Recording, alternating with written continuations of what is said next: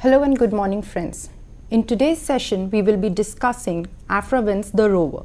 And for this, we have Dr. Anand Prakash, retired professor from Delhi University. Dr. Prakash, welcome, sir. Thank you. We also have with us Ms. Nupur from Jamia Millia, who is currently pursuing her MPhil. Ms. Nupur, welcome. Thank you. And without wasting much time, let us begin our discussion. Thanks, Inayat, and welcome viewers. And today's topic is Aphra Behn's Rover. And The Rover was a play written by her in the latter half of the 17th century. And for the first time in English literature, we have a woman writer of note. And this writer was not there for a long time in history books, in the histories of English literature. And there wasn't any mention of her. In fact, if one has to talk at some length about her, then even her place of birth, the actual date of birth, her relations with others, all this is not known. Now one can guess, maybe there are contemporary references from where one can infer that this was her identity and these were the features. But nothing authoritative is known about her. So that's not very difficult to accept, because women have been always on the periphery, and they are supposed to be items, important items in the lives of important people, and if they have a presence in literature, then they will not merely threaten the people who are already there, active in literature, but they would also make them self-conscious because of their presence. And Aphra Behn may have done that, because as we know things now, as we look back to the latter half of the 17th century, we realize that in her own time, she was more active than most writers. For instance, people like Wycherley and Etheridge would have written 4 or 5 plays each, but Aphra Behn had written 17 plays, and she was a poet in her own right. And her poetry books, her collections of poems, they sold like hotcakes when she was not able to earn enough, from the plays. So imagine this kind of a person, so very active and yet not known to most of us. Of course, in the last 15-20 years, there has been a kind of revival of this person, and books now are available. But I remember when I was editing a book for the Delhi University, The Rover, the same book, then I didn't have any material from anywhere coming. So I had to go to the library, search for things, do some guesswork also, and then I would then concentrate on the text that she had prepared. So this is the kind of background that Aphra Behn has for us. But then she's a writer of great repute now. People discuss her. They discuss the kind of drama that she visualizes. And she has the idea of the stage and the dialogues, and all of them bear a very distinct impression of her personality. So with these few remarks, I discuss The Rover here, and I put The Rover in the context of the 1660s and 70s. She is born in 1640, so in 1660 she is 20 years, and she has a very, very mysterious kind of a career. For instance, for some time she was not in England. She had gone out, and people say that she was on some kind of a secret mission. What that secret mission is, nobody knows. But she was on the payroll of the government.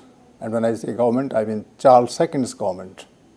The person who was asked to come back from France, he was in exile there, and take over the reins of England as a king. This person comes back, and then she is sent on a mission to some other place, and there, that is all very mysterious. But then if somebody is a spy at that time, then imagine the kind of suspicions that her presence would require. At the same time, being a woman always put her at the receiving end of the male-dominated society. People would exploit her, socially, even physically. And that shows, sometimes in her plays and in her poems. She talks a great deal about the woman's body. She talks about pleasure. She talks about titillation, because this is what people required. This is what people demanded from a woman of that time. And this is also the time, viewers, when for the first time in English theatre, you have the presence of women actors. And who knows, maybe Aphra Behn herself, while she was writing, she also would have acted in 1 or 2 plays. And people would have looked at her from two different angles, that she was a writer and that she was also an actor, which means that she must have been good looking also. And good looks, was an important feature of a woman's personality at that time. And I don't have to go into these details. They are all there in the play. That people pursued women for pleasure.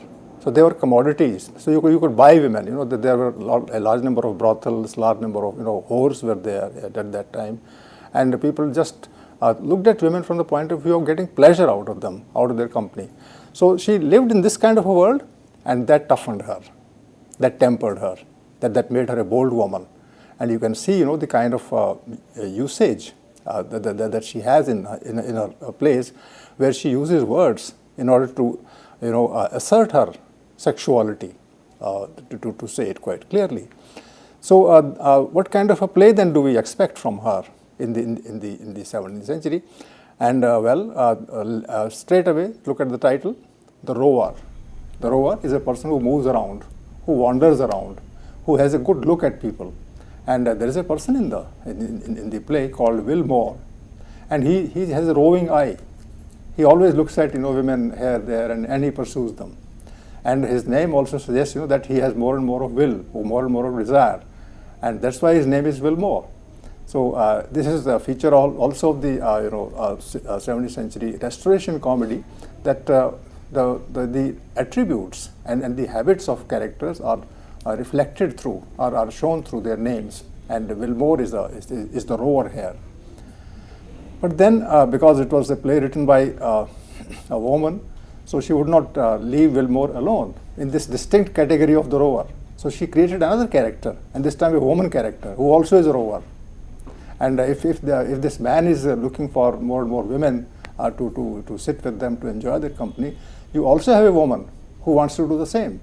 She is not exactly a mirror image of the male rover. She has her own distinct personality. So that's where she excels in the world of art also. Many of the contemporary writers, that she has created another rover, whose name is Helena in the play, and then Helena has the same trait as he, as Wilmore. So she also pursues men for pleasure. She also has the equal kind of confidence and self-assurance, and she has as much command over language and as lively a conversational skill that people would always feel shocked. So you have we have Wilmore, we have Helena. The distinctness that Helena has, and which is not there in the man, is that Helena knows that for a woman to remain secure in this world, marriage is important.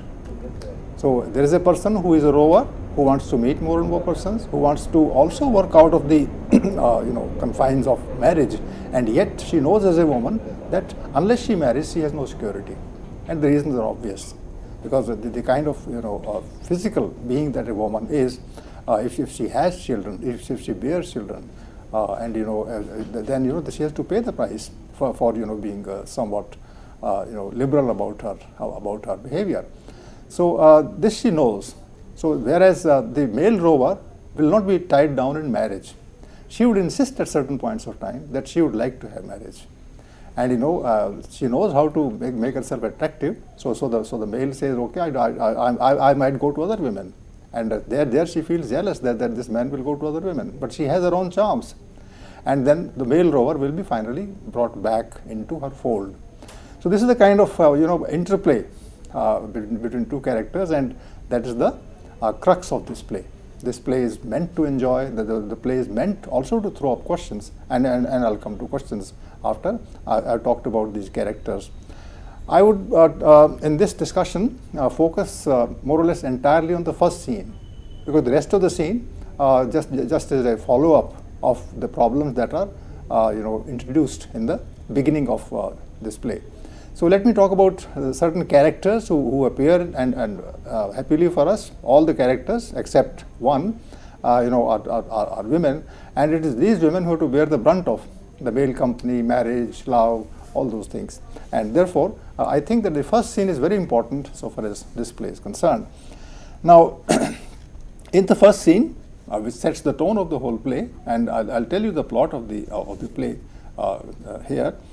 There is a presence of two gentlemen, one's name is Antonio and the other name is Vincentio. And these two gentlemen are considered for perhaps the most acceptable and attractive woman in the play. That attractive woman is not the female rover. That's not Helena. Helena is very beautiful, but she is not the kind of attractive person that her elder sister is. The elder sister's name is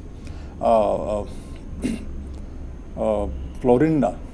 She is the elder sister, and she is a very eligible, person for marriage. And the family has decided that Florinda will marry an old man, a man who is past his prime. Why? Why should a young woman marry an old man who has money but nothing else? So this is introduced in the beginning itself, that the family has compelled her to accept this particular idea that she will marry an old man called Vincentio. What does she say to herself in her heart of hearts? That's the question. And we realize that because it's a woman author, so she will give some kind of internality to the woman. Most women would not have soliloquies. Most women would not talk to themselves. Whatever they hear, they are supposed to carry that out. So there is a big brother, there is a father, there might be uncles, there might be neighbors. It is they who decide the fate of a woman. So maybe Florinda also has the same thing. She has a big brother, she has an elder brother, and he and the father have decided that she'll marry Vincentio. Why? Because he has money, because he has large estates, because once she goes to in marriage to this man's house, then she'll own a lot. And what does Florinda think? She thinks that she is not meant for this kind of a fate. She'll carve out her own path, and that path she doesn't divulge to anyone. And particularly in the first scene, she is not showing any kind of inclination for somebody else. But we soon realize that she has chosen her man. And her man is an English colonel, a young man, a very fine person with good qualities. He is sympathetic. He is very helpful to others. She met this man in the company of her brother. So he is the brother's friend. The only problem with this young man is that he has no money. He doesn't have a stable job. So whether he will be able to maintain her, protect her economically and otherwise, that is the question. But she doesn't bother because she likes the man and she thinks that, well, it is her prerogative to choose the man. Now imagine that just in a gap of 50 years from Shakespeare to this period, people have started, particularly women characters have started taking their own decision. And they don't want to discuss things in public. If she told her brother, for instance, that she wanted to marry this other person because she was in love with him, then the brother would straight away ask her to shut up, and therefore she wouldn't tell. But she has this idea in her mind that she can carry out her wish. So this is a new kind of a woman character that has emerged in English society at that time. Of course, this new woman belongs to the upper crust of society. She comes from a rich family, and it might be landed family. It might have influence in the court. The father and the brother have that kind of family honor, and because they have the idea of honor, so they would like to marry her off into a family which adds to the family honor already existing.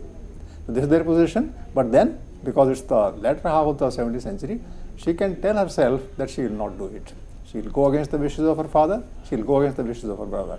So that's what we have in the character of Florinda. In the first scene, a very long discussion happens between her and Helena, our female rover.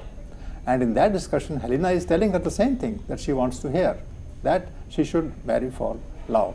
She should marry for choice. She has a choice, in the English kernel, and she should marry her. But the brother has his own angle. That's important because it's a restoration comedy. Here things don't go beyond marriage and love. And his angle is that he has a friend, and that friend is young, and that friend is handsome, and he also can provide her money and all those things. So she says, okay, flout the wishes of the father, but according to my wishes, you have to marry, and this is my friend. And Florinda says, well, I like him, but I don't think that should happen. And of course, Helena is with her sister. So this kind of a situation is created right in the first scene itself, And the discussion is very vivacious. This discussion is very witty. And well, there is a kind of titillation in the discussion because women are discussing openly the question of marriage, the question of somebody's looks, etc. And therefore, the writer, being a woman, she can bring it all out with the kind of confidence that men would not dare to. So we have this particular pairing of Florinda, Antonio, and Vincentio. Antonio is the young man, the brother's friend, so she should marry him according to the brother. And well, she has her choice in Belleville. Belleville also is her brother's friend, but then he is an English colonel and he is one of the cavaliers. Now, before I go further into the plot, let me tell you that there is a very a telling category of the cavaliers in this play. The cavaliers are those who supported the king in England, and because the king had lost his job, the king had in fact been executed, Charles I, therefore, and Charles II ran away to France. So these people also ran away from England. So the scene is in Italy and very, very close to Spain. The scene is not in England. So it's an English play only in the name, because these cavaliers, they have run away from England to pass their time elsewhere. Why do I say pass the time? Because these people come from the upper class and they don't have to do anything except to pass the time. A time will come when the king will be restored to his throne, and after that, they will come back to England and they'll start enjoying. What is being suggested in the text with this kind of a thing? That people have left the country along with the king, they came to other places and they are passing their time. And how do young men pass their time? And to which particular young men am I referring? And I have these three people, who are all in the play, and one is of course Belleville, that is Florinda's lover. He also loves her a great deal, and then the other is Frederick. Frederick also is with them. This other person is a cavalier too. He is an English gentleman. English gentleman, not exactly a lord, but very close to them, and a person who has some station in the court, and he has regular income, and he has, because of the court influence, he can wield, enough power and clout in society, and because the kingly court has been disbanded in England after the execution of Charles I. Therefore, these people have run away from there and they are biding their time. They are waiting for the time that the kingship would be restored, so that they can come back to England. And when they come back with brides or with experiences of comfort, pleasure, etc. from women elsewhere in the country. So this is the kind of crowd that was supporting the king. So you can yourself see that this reflects the character of a particular group of people in England who would like, as they come back to England, who would like to get pleasure out of easy comedies, light comedies which help them pass away their time, while away their time. And they are doing that away from England, and they'll do that as they come back here also. So the play is composed after the kingship has been restored to Charles II. Then only they come. And when they come, the English scene, the English society is changed. English society is dominated by these English gentlemen. And there is another gentleman here whose name is Blunt. Why is his name Blunt? Because the man is crude. The man is uncivilized. And the man is a gentleman, but a country gentleman. So he has come from a village. He might have a lot of land. And he has enough money. He carried that money in his pocket, and his pockets are also picked sometimes, in a faraway country. That's the source of comedy in the play. But then this Blunt is only after women, and he goes to the courtesans. He goes to this kind of a company, and there he spends the money. And when his pockets are picked, and when even his dress is taken off in one of the whorehouses, then of course. It's a scene, that people enjoy. Why? Because he's from the country. He's from the countryside. He had enough money, but he was foolish also, equally well. So these three people, they represent that chunk of English life, that went away along with the king when he was on the run. So the king is there somewhere in France, and these people have left the country themselves, and as I said earlier, they are biding their time. So this is the group, the first group of the country gentlemen, the English gentleman, and Belleville. And the good thing about Belleville is that he's sober, he's nice, he's sweet, he's helpful, and he has that value of love. So he doesn't want to mix with women unnecessarily just for pleasure. He wants commitment in life, and that commitment he think is there in the seed form in this woman called Florinda. So they will make the romantic couple.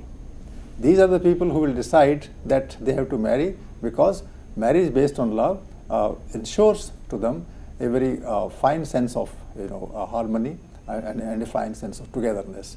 So this is that ideal couple, and the writer, being a woman, would not put them at the center, because she is not exactly sure that this kind of a marriage can survive. In fact, for marriage to survive, it requires lots of things. And if generally marriages survive because the woman doesn't have the upper hand, the woman doesn't have, in fact, the sense of equality. So a kind of order, matrimonial order, is imposed upon the woman, and she has no answer to this kind of a problem, marriage being a problem for the woman. Therefore, marriages survive. But the woman will tell us that since marriages don't survive because they are not based on equality, therefore the hero and the heroine, the protagonists, the female and the male protagonists in the play, are not Belleville and Florinda, those who love each other, those who have respect for each other, those who want to get the marital knot tied, so that they can remain happy ever after. That's not the case. The hero of this play is Wilmore, and the heroine is Helena, the two people who are out to enjoy life and not bothered about marriage at all. So this is a ideological, this is a sociological question, that there is something called marriage, and that marriage is not necessary for a big chunk of people in England at that time. And this chunk actually is the one which is rooted in the property of the country at that time.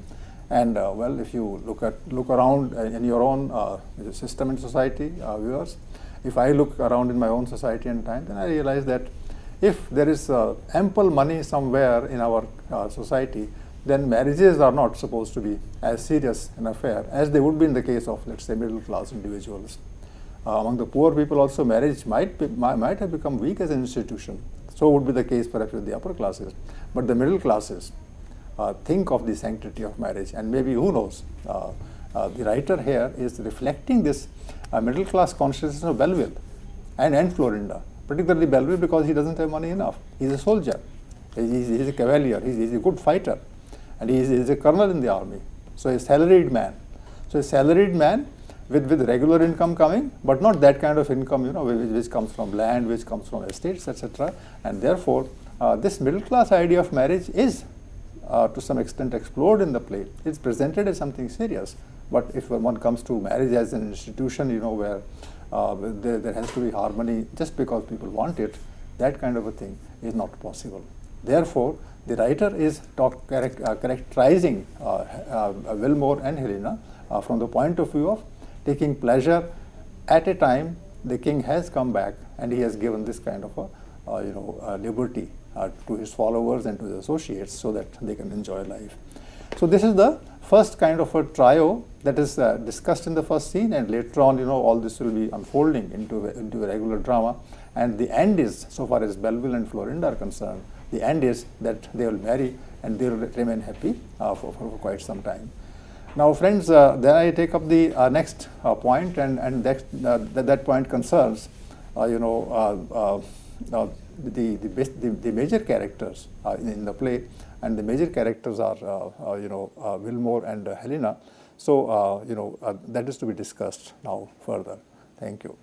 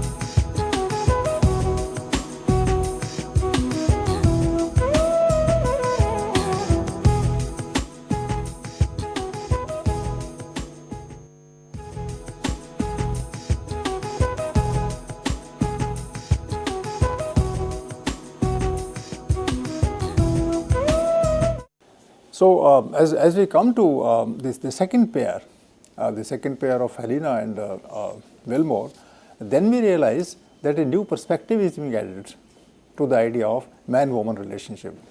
So now the theme is expanded.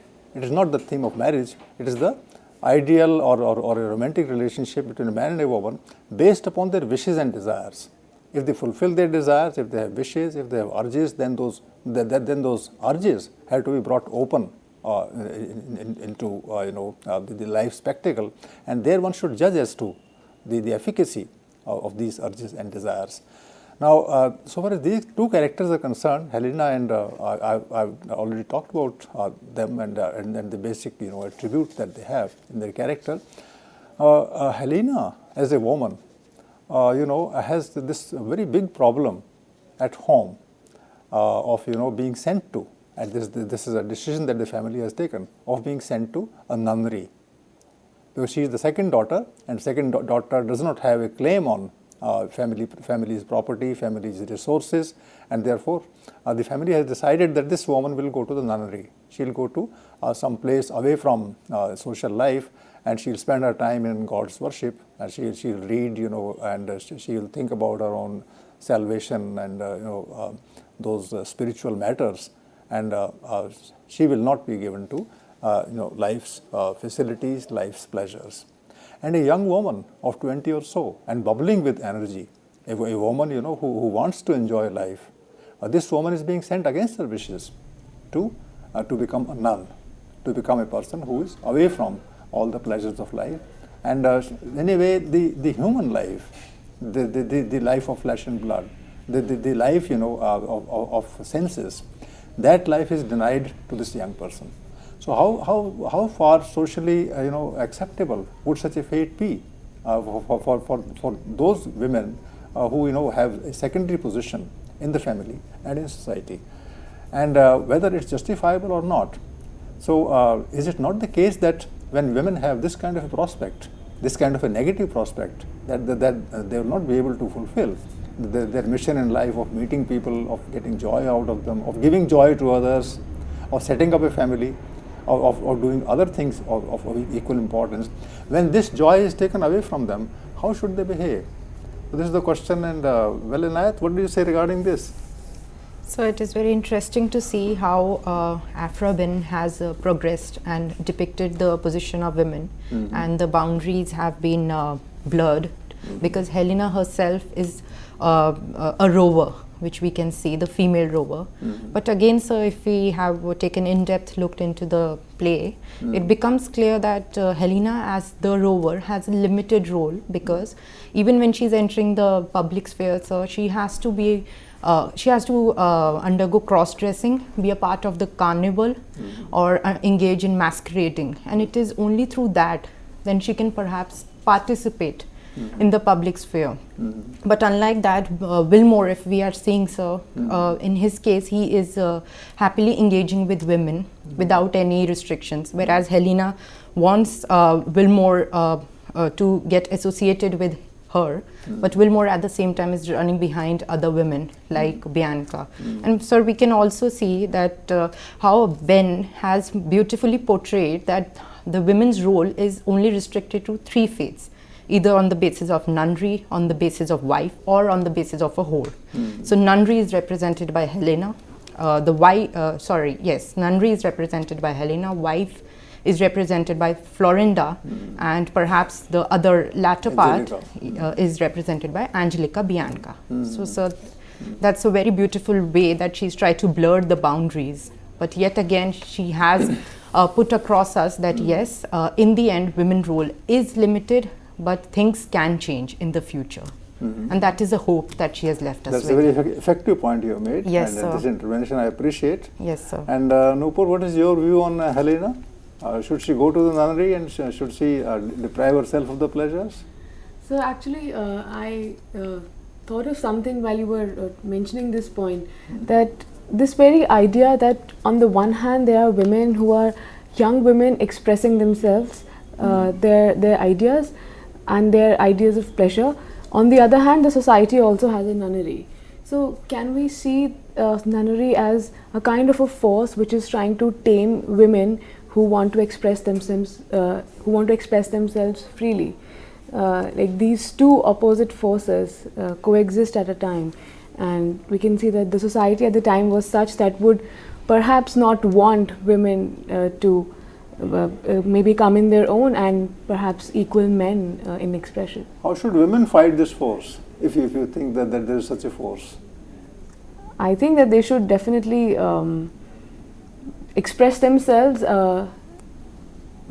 and instinctively. And is there a way they can assert in the world of the play? In the world of the play, they can definitely assert by maybe maneuvering with the choices that are given with them that they have. One is of getting married, like Helena. So she does not discard the idea of marriage completely, which shows that perhaps it's... Which means women should fight. Yeah, definitely. Do you have a weapon to fight with?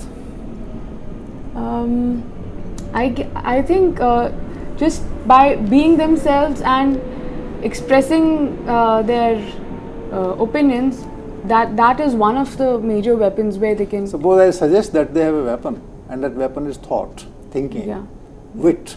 Would you agree with me? Yes, definitely. They should plan, they should strategize, they should get friends on one side, they should target the enemies in such a manner that they are not harmed.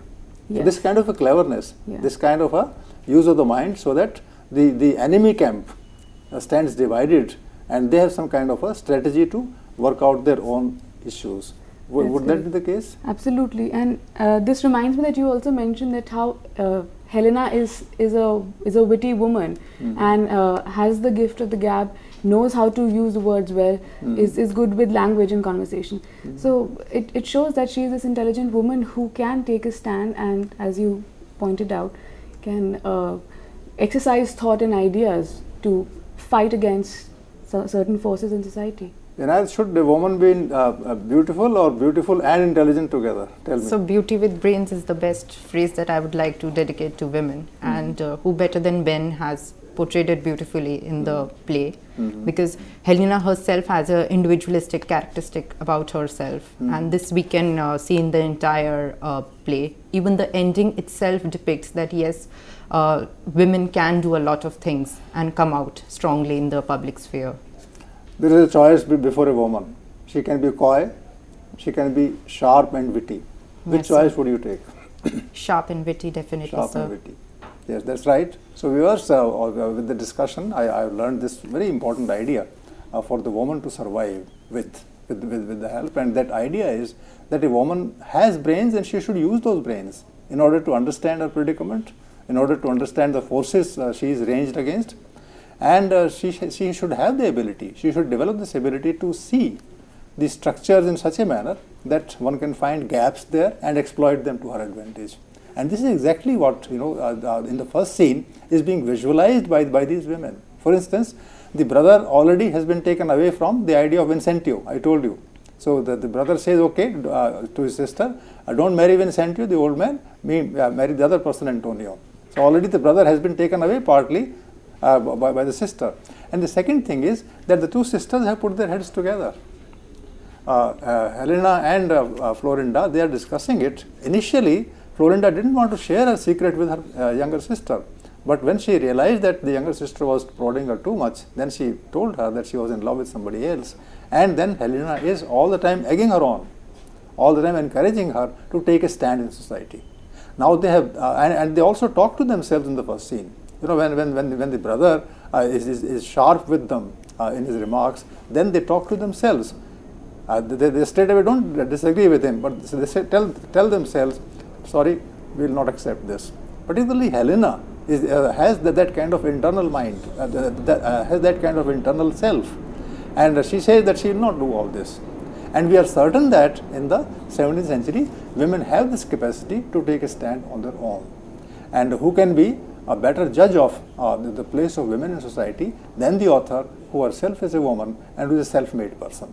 I think I told you in the beginning, viewers, that this woman did not have a kind of past that many women have. She was totally insecure in those surroundings. All around were the males, and this woman had no property to fall back on, no money to use, in order even to survive, and yet living in the market, being in the market, she was able to be on her own and take upon the challenges in the form of men coming and dictating terms to her. So even in tough circumstances, women can use their wit, and this wit can be not merely the verbal wit, where there is a kind of repartee. Somebody asks a sharp question and you give a sharp answer. The wit also means that you can strategize. You can see the weaknesses of the other person and you can see your own strengths. And if your strengths are less, then you can increase your strengths. And then those strengths can be used at a time which is good for you to use. So don't expend your energies unnecessarily. Don't squander your resources. Keep them, keep the powder dry. Keep your resources, all the time well saved, so that when the opportune moment comes, then you can strike. So this is the kind of thing, and this requires mind. This requires a kind of plan. It's not easy to get one's resources to use in such a manner that the other person can be defeated. So this is the point that I thought I should talk about. And then, I go further into the plot, because the first scene tells us about the verve, about the vigor, about the spirit of these women. And I'm sure the way, these women have been presented in the first scene, that shows that their path they can easily go along, and in such a manner that they will not be easily defeated. Already they have defeated the plan of the father. Florinda will not marry that old man, and the brother has been brought on this side. And as soon as the brother leaves the place in the first scene, then these two women, say that they will go into the market, onto the road, and they'll cover their faces behind the masks, and they will have a kind of masquerade. They will, have a procession of people who have covered their faces, and then they can get away with anything. They can talk to anybody the way they like. And it is there, that Helena will spot the male rover. Now, something about this male rover, because so far we have talked about women and about their problems and about their idea of the relevance of freedom to them. Now let's talk about the male rover. Who is this male rover? This person whose name is Wilmore, and who is there to create some kind of a flutter, in these situations. This person has remained away from the earth, so to say. He has been in waters. He is a sailor. He is a shipman, and he is a fighter there. So he is a very able-bodied young man, and he can be on his own. But the problem with the life on the sea is that you have no company of women. So he has been starved of the company of women, and this is a kind of comic idea behind his behavior. He has not interacted with women for a long time, and he loves women. He wants to be with them. And as soon as he is off the ship, as soon as he comes to the market, then he says, "Where is the woman? Where are the women?" And wherever he spots a woman, he starts following her. And any beautiful woman will. He'll be the game with any kind of a woman, for that matter. So that kind of a rover we have. Now, what does this rover Wilmore signify? What does he represent? I believe that because he is away from the earth, he is also away from society. And because he is away from society, he is away from social institutions. He doesn't know what marriage is. He doesn't know what the market is. He doesn't know, how things are, produced in society as commodities, how they are sold, how they are bought. He is not into it. So he is not for matrimony. He is not for establishing a shop in the market. He is not there for working on the fields in the countryside. He as soon as he has had enough of the pleasure in the society, he'll go back to his sea, to his ship, and he'll enjoy himself there. So the point I'm making is that every human being has in him or her some kind of a nature, the element of nature. The nature in the form of what Nupur said, instincts, or Inayat also referred to that. Every human being has the very strong element of nature in him or her. And this nature is not bound by thought and reason. This nature is freely flowing in every human being. And the writer knows about it, that there are desires, and these desires ask for fulfillment. And that, if you are away from society, then you will fulfill those desires simply as other people, other animals, for instance, do. They are not bound by any social codes, any moral codes. And we have in us also that element of the animal nature or the other nature, and that we believe in going in one direction, then in the other. We behave as the wind, we behave as the water, and there is freedom so far as we are concerned. So this very important discourse of nature is brought in through the male rover. So as he comes to the scene, in the market, then he follows a woman, and that woman he starts liking. After all, when you are moving around as a natural, as a figure in nature, there also you have your likes and dislikes. And he is moved by the features of a certain woman, and that woman happens to be Helena. So he will follow her. And she, as a person from nature, she also has that element of nature in her. She is not meant for spending time in the nunnery, so she also would be game to be with him, and therefore the two can unite very well. And they will not unite in marriage initially, they will unite in some kind of an urge to be together. That's one part. Secondly, since he represents nature more than social structures, Wilmore will be equally attracted to other women also. And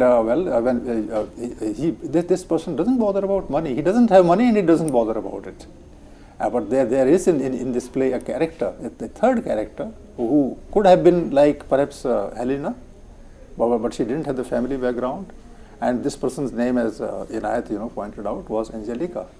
And what's her fate? She's a beautiful woman, as beautiful as Florinda is, as beautiful as Helena is.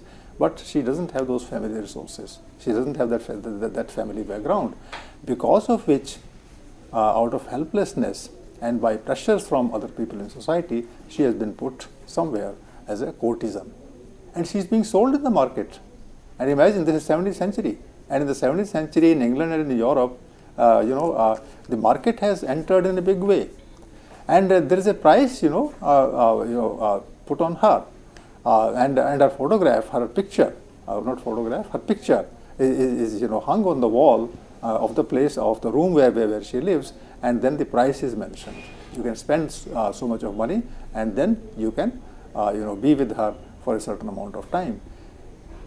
Isn't it horrifying, viewers, that this kind of a scene is being presented on the stage, where a beautiful woman of the town is kept in a room, and her picture is stuck outside at the door, and people can pay the price, and the price is very high, and which means that a beautiful woman is available only for a high price, which means to people who have resources.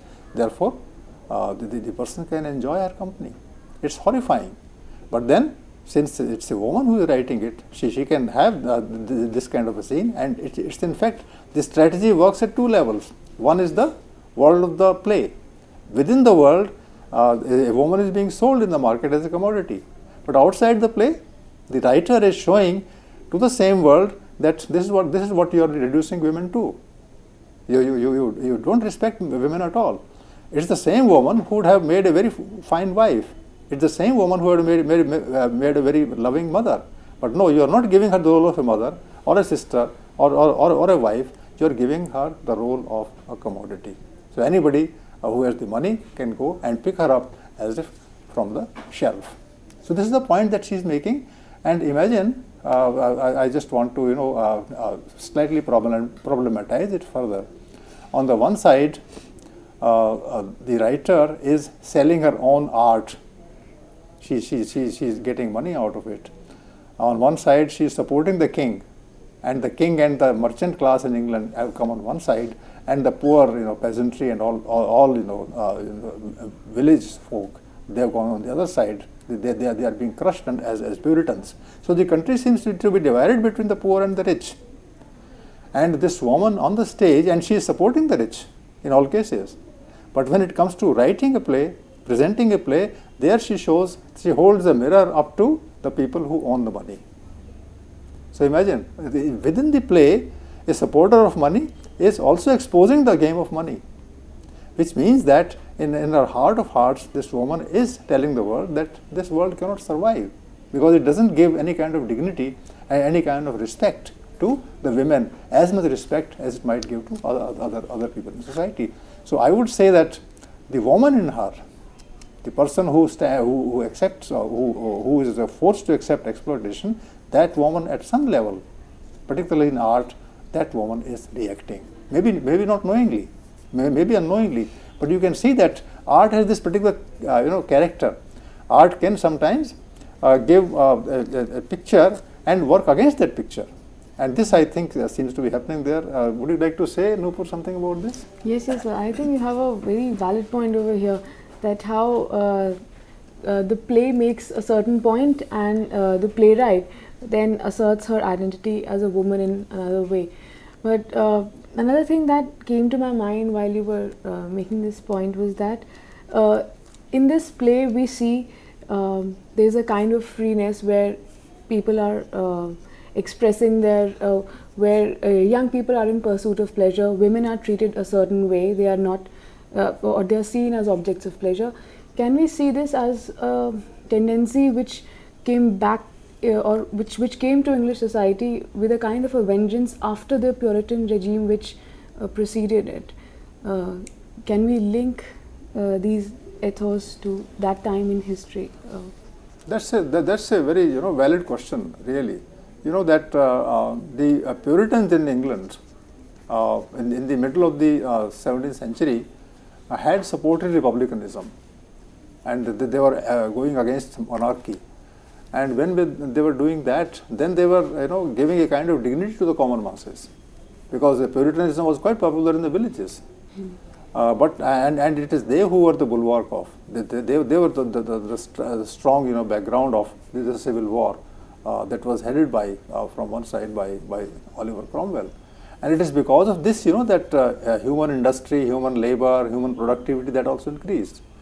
But as soon as the power shifted from the king to the parliament, from the king to the traders and the merchants, then the merchants became insecure, because the power remained with the masses who had fought the king. Then of course they would go the other way. Therefore, the Puritans were pushed into the background, and once again the king and the merchants, they came on one side. So they started in a way to impose upon the masses this kind of a culture where money will be the important factor. Otherwise, for Puritans, money is not the important factor. The freedom, dignity, etc., they are the important factors. But then a big barrage of criticism against the Puritans is unleashed in the second half of the 17th century.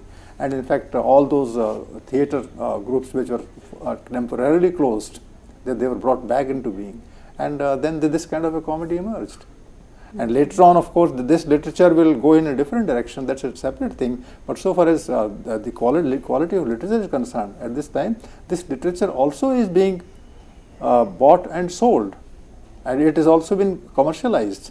And marriage is being looked at from the point of view of transaction. Transaction of money, transaction of bodies, transaction of all those things. And in a way, a kind of trivialization of human emotions. That is happening under the market forces. And Puritans will be against it. So maybe Puritans will forge ahead in some other manner. Maybe Puritans will also correct their own mistakes, the mistakes of too much control and austerity. So this is the kind of scene that is unfolding in England. But this period cannot exactly be called the rightful extension of the great writing that was started and continued by people like Shakespeare just 5-6 decades ago. That's right. So this is the question that emerges with us. But then here, in this case, we have a woman who can see through this prism, the state of affairs that will finally emerge in the 18th century. In the 18th century, initially there will be a consolidation of art as some kind of a as a kind of strengthening, of the existing things. But very soon, romantics will come to the scene. And romantics will take cudgels against this kind of mercantilism that is happening this time. That will take 100 years. But then history now cannot accept this kind of a levity, this kind of a lightness which is shown in the Restoration plays. So anyway, we can come back to this again. Now we are reaching our end, and I want to make 1 or 2 points quickly so that we can conclude the discussion. The point that you have made regarding Puritans and on the other side the market. Now just see that in this play, all the important characters including the ones that we have discussed, they all come from the upper middle class, if I can use that term, who have resources, who have money, who have power, all those things. And they are the heroes. Of course, lords are not the heroes in this, so that kind of welcome change also is there. But then take away from the human beings and go to the larger forces in society, and what do we see? For instance, even as human beings, look at the road. There is no home in the first scene is set in the home, but there also the brother and sister, they talk and they talk about the market. But then the masquerade is taking place on the road, which means that all people who are fun seekers, they have come onto the road, and there they will decide their matters. So some people will go to Angelica, the male rover, that is Wilmore, will go to Angelica and will forget about Helena. Helena is somewhere else. So and Angelica will say, okay, come and let's sit together, and I want to love you and you should love me. And because it's a place of buying and selling, therefore this man says, but I have no money. And he is about to go, and then the woman says, the person who has been there to earn money, she says, I'll give you money. So the kind of role is reversed there. So for some time, Wilmore doesn't know what to do. So therefore he accepts money and he spends time with her, and then he comes back. So this kind of situation where relations can be reversed is the marketplace. So in the marketplace, it's not the same as traditional things. So something is brewing in England at that time, and the Restoration comedy has emerged, but how long can it last? This kind of a thing. And when will they start discussing problems of dignity? That problem they have not discussed now. Maybe they'll discuss later. But so far as Restoration comedy is concerned, it will be lacking in that kind of strength which literature is supposed to give. This literature titillates. This literature holds a mirror up to the structures that are emerging. But this literature doesn't tell us where to go. And of course, if you eliminate marriage, if you critique marriage, then you must give a counter discourse so that human beings can live with dignity and with some kind of understanding with one another. That is not happening in this play, and that is not going to happen in the plays written around this time. Because of which one can say, that very soon there will be a stalemate in England, so far as the culture is concerned. 1680s, 1690s, the writer of The Rover will not have enough money from presenting the plays. Then she will have to come to writing poetry. She will write poetry, and that poetry will be sold. She will get some money out of it. And imagine, these days nobody buys, collections of poetry, but in the last years of the 16th century, 17th century, Aphra Behn was able to get some money out of her poems. Of course, those poems also were titillating. They were also about the body. But then she was ruthless in her criticism of the males. And I think she's the first feminist voice in England of a high standard. And that's why the revival has been so very important, of this writer. So the servants, the others, there are a large number of people who are making the powerful ones survive. That is one aspect that has not been gone into. But the people from the margins, the servants, the bravos, the pimps, etc. in the play, these people are watching from the margins. So maybe one day in the 18th century, these people will form a group of their own. They will move towards the romantics. They will start seeing different kinds of dreams, and literature would have come full circle in the sense that it will rejoin the interests and the strength of life as a whole. So this is where the future lies. The future is not there immediately available, but maybe after some time people can say, well, this is the direction that they are supposed to take. So with these words, I conclude this, and Inayat, you just thank you, tell sir, us. for today's valuable session. Thank you, Nupur, for being part of the discussion today. For now, friends, goodbye and thank you.